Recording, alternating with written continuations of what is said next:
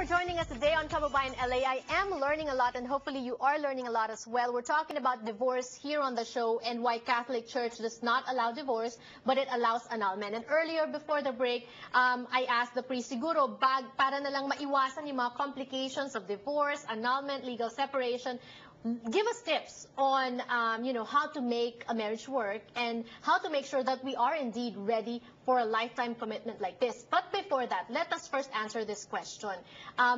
You are priests. You've been single all your life. What is the credibility? Where do you draw credibility? Like, why do we believe you giving us tips on marriage when you yourselves haven't been married and are single for the rest of your lives? Well, I'll give you an analogy, A cancer doctor doesn't have to be afflicted with cancer to be able to cure. So all you need to do is textbook learning by Father? But by life also. I've been a priest for 25 years. And I have counseled hundreds and hundreds of couples. And I learned from them. They helped me. And of course, our dealing with people would, I think, help us prepare. And besides, when we feel that we cannot tackle the situation, we always refer them to professional counselors. Right. Is it true that the #1 problem of couples leading to divorce is financial? Isa yun, pero hindi naman siguro masasabi nating #1. Pero isa yun sa mga posibilidad na mga reasons nila leading to divorce. Pero marami pa rin Iba mga career nila, yung mga anak na siguro, or how they manage their family life, or yung iba sa basically pananaw nila about marriage, no? Right. So not necessarily finances. So, yeah. And the people falling out of love for each other and falling in love with other people, do you encounter that? Oh yeah. What is your advice? Well, ang advice ko sa kanila, they have to keep their romance.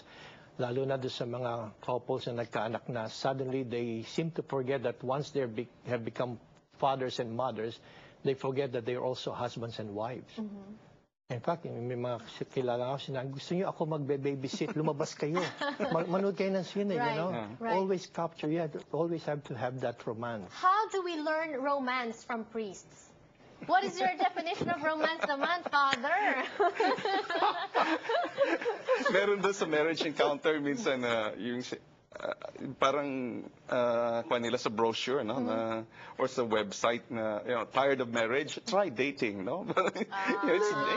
Para ma-introduce yung romance. Yung dialogue, little things. Right. Singing notes. Singing for each other and watching concerts together, and we invite you to watch the concert of these Filipino priests. Ay, buti naman tanong mo. Pagka ba Filipino priests, they're having a concert. Tell us about it. Oo, magkakaroon po kami ng repeat performance. Noong September 11 of this year, nag-perform kami sa Hogue Performing Arts Center. There were about 30 priests with Bishop Oscar Solis who were involved. 30 priests of Los Angeles. It was awesome.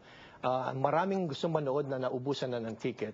And so we'll have a second performance, but this time sa Saban Theater. Ayan, sa theater na kayo? Yes, the last time I went there was Lea Salonga and Patty Austin. Correct. Can you believe that? And on December 4th? That's December 4th. That's a Sunday at 7 o'clock in the evening. Mga priest po ang magkakantahan dyan. Now, tell us what to expect when we go to a priest's concert. Meron bang mga romantic songs dyan? O is it all praise and religious songs? Ito, ang story ito is we chronicle the life of Filipino priests from the Philippines hanggang sa dumating siya dito sa Amerika. Right. And then we share with them our life, in song and music. By the way, the script is originally written by Father Robert Victoria, pastor of St. Anthony El Segundo. At yung music naman was originally composed, lahat ng music, by Father Adrian San Juan, associate pastor sa Baldwin Park, St. John the Baptist Parish. So, may songs, may dances, hindi lang kami masyado magaling sumayaw. But pero you will try. Nila to. Yeah, you will try, parang, hindi ba parang Jabberwockies yan? Ibang klase.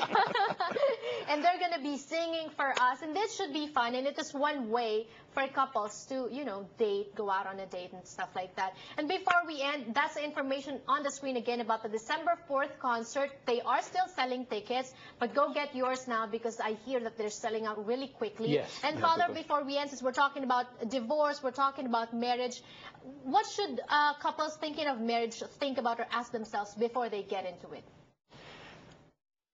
Again, sa akin, ang pinakamagandang test is ask yourselves, are you ready to love each other in an unconditional way, in a selfless way? You know, in other words, are you able to say, I will love you because I choose to love you, not because I feel you love me? No. Kailangan unconditional love. And that's the kind of love that God has for us. That's the kind of love that you would like to mirror in the love that you have for one another. And unconditional love means being able to forgive no matter what, Father Noel? Yeah, yung sinasabi natin sa marriage vows. No? Paano kung nagtaksil? For better or for worse. Sa labas. Paano yan? Kaya isang tanong din yan na siguro magamit sa pag-examine ng sarili, yung formula ng marriage vows. No? Handa ko bang mahalin itong aking minamahal for better, for worse, for richer, poorer, in sickness and in health? So, all the years of my life, no? Right. So not until further notice, no? Right. Yeah, until death, no? Yeah. And that is why falling out of love is not an excuse. Falling out of love is not an option. Loving for better or for worse, for richer or for poorer. Yes. Because as Monsignor said today, love is not a feeling, it's about a decision, and that is why it becomes a commitment. And that is why you have to decide to watch the Priest's concert on December 4th. That's the information on the screen. Thank you so much, Father. More power to both of you. Thank you, Jenna, for inviting us. Good luck sa concert. Thank you for joining us. I hope you learned a lot. I did, and I'll see you next time.